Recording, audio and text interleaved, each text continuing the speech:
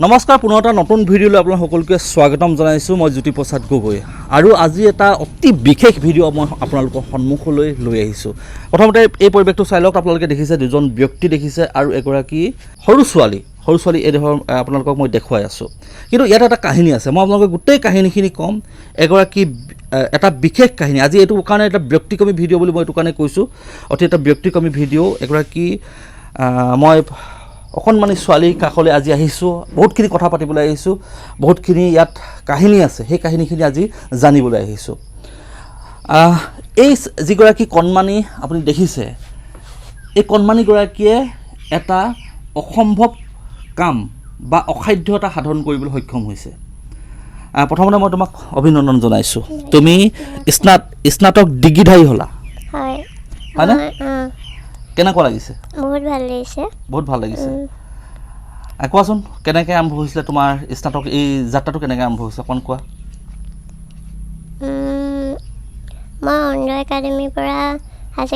প্ৰথম হেৰি কোৱা কি আছিলে তুমি কেতিয়া জন্ম হৈছিলা কিমান চনত তোমাৰ জন্ম মই 2003 চনৰ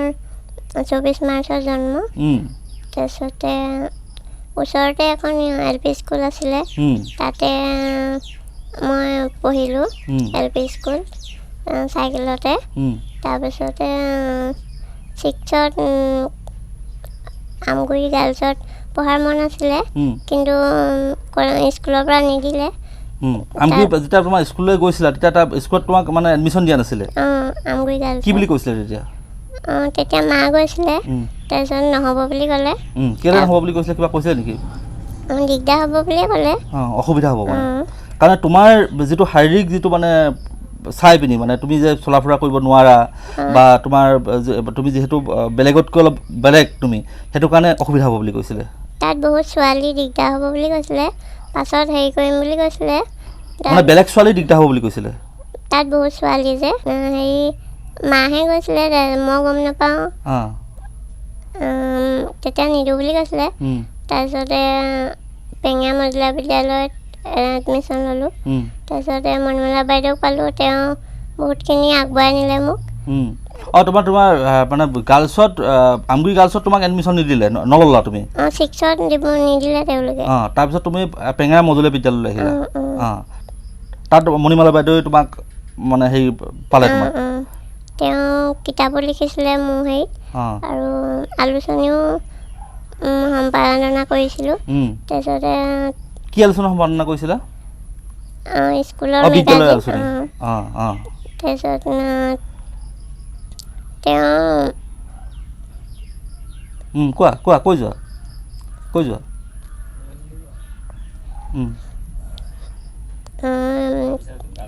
ভাস্কৰ দাৰ লগতো চিনাকি হ'লোঁ তাৰপিছত অনুপম চক্ৰৱৰ্তী ছাৰৰ লগতো এটা অনুষ্ঠান কৰিলোঁ তাৰপৰা টিভিত গৈ অনুষ্ঠান কৰিছিলা তাৰপিছত বিভিন্নজনে সহায় কৰিছিলে আৰু তেনেকৈ বহুতখিনি আগবাঢ়ি গ'লোঁ তাৰপিছতে পেঙা মজিলা বিদ্যালয়ত শেষ হোৱাৰ পাছত গাৰ্লছলৈ গৈছিলোঁ তেতিয়াও নহ'ব বুলি কৈছিলে তাৰপিছতে DC ছাৰৰ ওচৰলৈ গ'লোঁ মণিমালা বাইদেউ সেইখিনি সহায় কৰিছিলে তাৰপিছত গাৰ্লছত দিলে এডমিশ্যন অনুৰোধ কৰি পিনি দিয়াৰ পিছত আৰু পঢ়িবলৈ দিলে তোমাক কিন্তু পঢ়া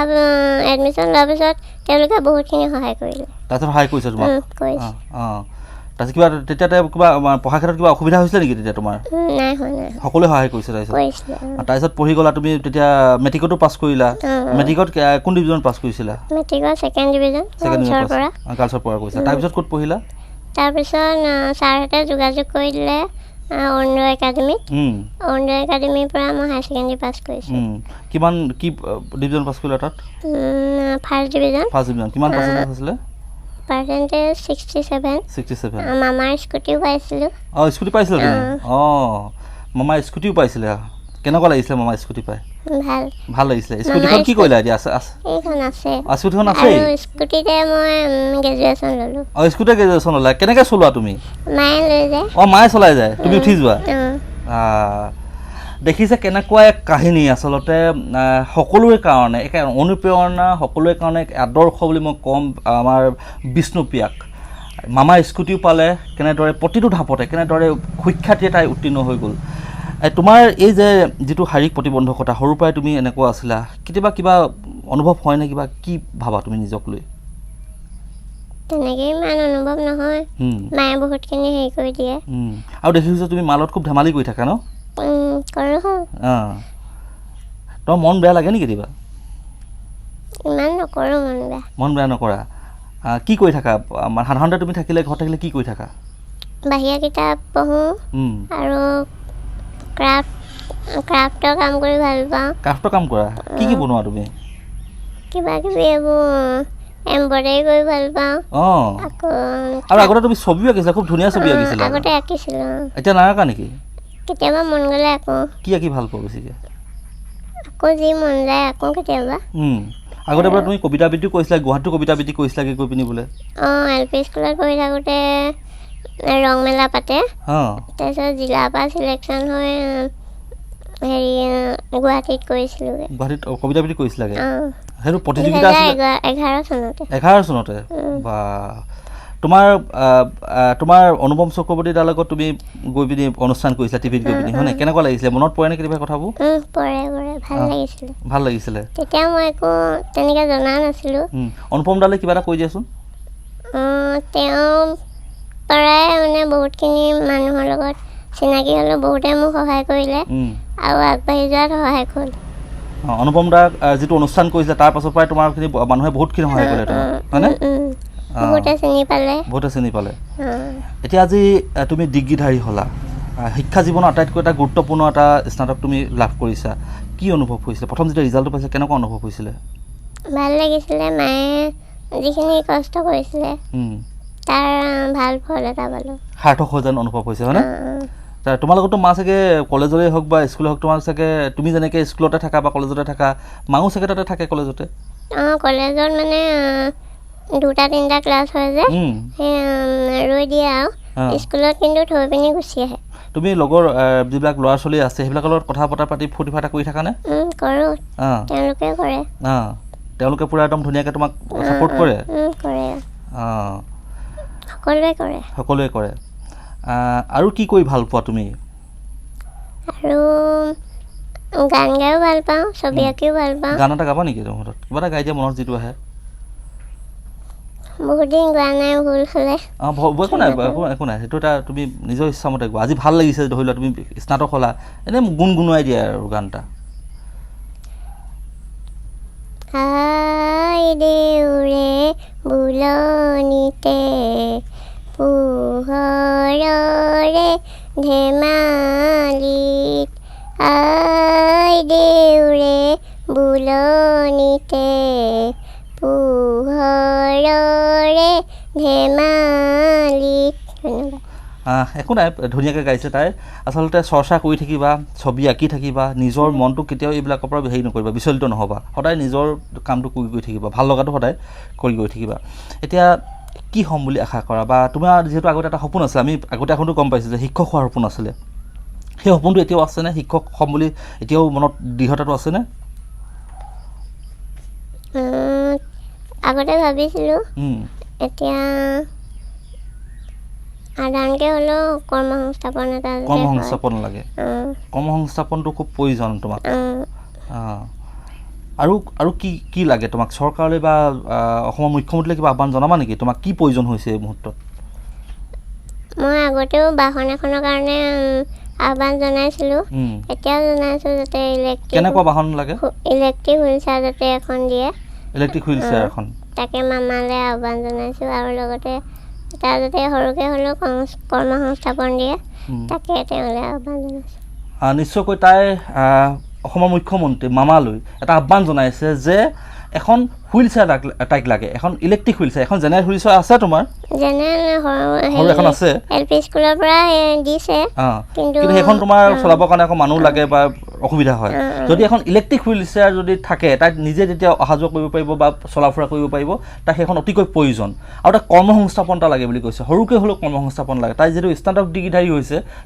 তাই এটা কৰ্ম কৰাৰ তাই যোগ্য হৈ উঠিছে সেইটো কাৰণে এটা কৰ্মসংস্থাপন লাগে আৰু এতিয়া তুমি পঢ়িলা এতিয়া স্নাতক ডিগ্ৰীধাৰী হ'লা আৰু কিবা পঢ়াৰ মন আছে নেকি তোমাৰ মন আছে কিন্তু ইমানখিনি সমৰ্থও নাই ঘৰত আৰু যাবলৈও দিগদাৰ হয়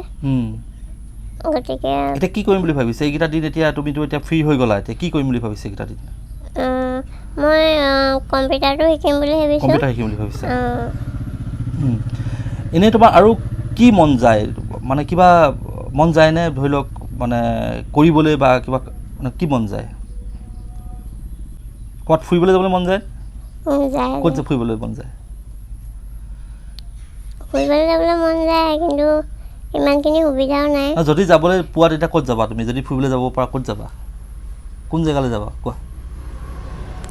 তেনেকৈ নিৰ্দিষ্ট জেগা নাই ভাল পাওঁ ফুৰি ভাল পোৱা তোমাক ফুৰাবলৈ কোনে লৈ যায় মাৰ লগতো যাওঁ মাৰ লগত যোৱা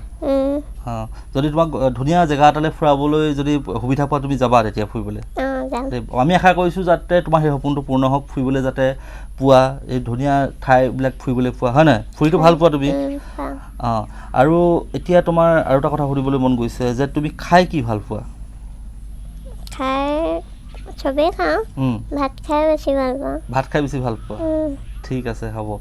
আমি বিষ্ণুপ্ৰিয়াৰ লগত বহুতখিনি কথা পাতিলোঁ আৰু তাইৰ মনৰ কথাখিনি জানিবৰ কাৰণে চেষ্টা কৰিলোঁ মই পিতৃ মাতৃও আছে পিতৃ মাতৃৰ কাষলৈও যাম আচলতে বিষ্ণুপ্ৰিয়াৰ আচলতে এই পৰিয়ালটো অতি কষ্টৰ মাজে তেওঁলোকে অতিবাহিত কৰিছে অতি এটা আৰ্থিকভাৱে দুৰ্বল পৰিয়াল তেওঁলোকৰ পিতৃয়ে শাক পাচলিৰ দোকান দিয়ে আৰু তেনেদৰে তেওঁলোকে পৰিয়ালটো পোহপাল দি আহিছে মাতৃ আছে মই আপোনাক অকণমান এইখন বিচাৰিছোঁ ইয়াত মই আপোনাৰ সন্তানৰ লগত বিষ্ণুপ্ৰিয়াৰ লগত কথা পাতিলোঁ যথেষ্টখিনি তাই সংগ্ৰাম কৰিছে আপোনালোকেও তাৰ লগে লগে সংগ্ৰাম কৰিছে তাইৰ সমান্তৰালভাৱে যিখিনি হেৰি হৈছে আপুনি তাইক আগুৱাই লৈ গৈছে কি ক'ব প্ৰথমৰ পৰা নমস্কাৰ প্ৰিয় শুভাকাংক্ষী ৰাইজ মোৰ আজি বহুত ভাল লাগিছে তাই গ্ৰেজুৱেটেড হ'ল যে ইমানখিনি কষ্টৰ ফলত প্ৰথম যেতিয়া তাই বিদ্যালয়লৈ আপুনি যেতিয়া প্ৰথম তাই যিহেতু খুব কৈছে যে আপুনি পঢ়াত আগ্ৰহী আছিলে তাই যেতিয়া প্ৰাথমিক বিদ্যালয়লৈ তাইক লৈ গৈছিলে তেতিয়া কি কৈছিলে তেতিয়া বিদ্যালয়ৰ শিক্ষক শিক্ষয়িত্ৰীবিলাকে প্ৰাথমিক বিদ্যালয়ত নাম লগাই দিওঁতে ভালকৈ পাছ কৰিলেগৈ মানে তাই বৃত্তি পাইছিলে তেতিয়া বেলেগ যেতিয়া শিক্ষক কৈছিল যে পঢ়াবলৈ অসুবিধা হ'ব বা কেনেধৰণৰ কথা আহিছিলে নেকি এল পি স্কুলত নাই কোৱা বাৰু এম ই স্কুললৈ যাওঁতেহে তেতিয়া গাৰ্লছত কৈছিলে আৰু এডমিশ্যনটো দিয়াব নোৱাৰিম দিগদাৰ হ'ব আপোনাৰ কষ্ট হ'ব নালাগে ল'ব ইয়াত এনেকৈ বুলি ক'লে সেইটো কাৰণে মই এতিয়া পেঙেৰা মজলীয়া বিদ্যালয়ত এডমিশ্যন দিয়াই দিলোঁ তাতে তেনেকৈ ভাল ধৰণে পাছ কৰিলে ফাৰ্ষ্টতে পাছ কৰি গোটেইকেইটা ক্লাছত পুণ্যজ্যোতি কোঁৱৰ বাইদেউ আছিলে তেওঁ বহুত সহায় কৰিলে তাৰপৰা অৰুণোদয় একাডেমীত তেওঁ এডমিশ্যন হেৰি কৰিবলৈ দিবলৈ মানে তেওঁ কথা পাতি দিলে মানুহজনে এই মই এটা কথা সুধিব মন গৈছে যেতিয়া জন্ম মানে কিবা মানে চিকিৎসকে কৈছে নেকি বা কি ব্যতিক্ৰম হ'ল কিবা তেনেকুৱা কথা আপোনালোকে গম পাইছিলে নেকি তেনেকুৱা ধৰণৰ বা তাই যে যিটো শাৰীৰিক যিটো হেৰি হ'ল কিবা তেনেকুৱা কথা চিকিৎসকে কৈছে নেকি তেতিয়া কিবা তেতিয়া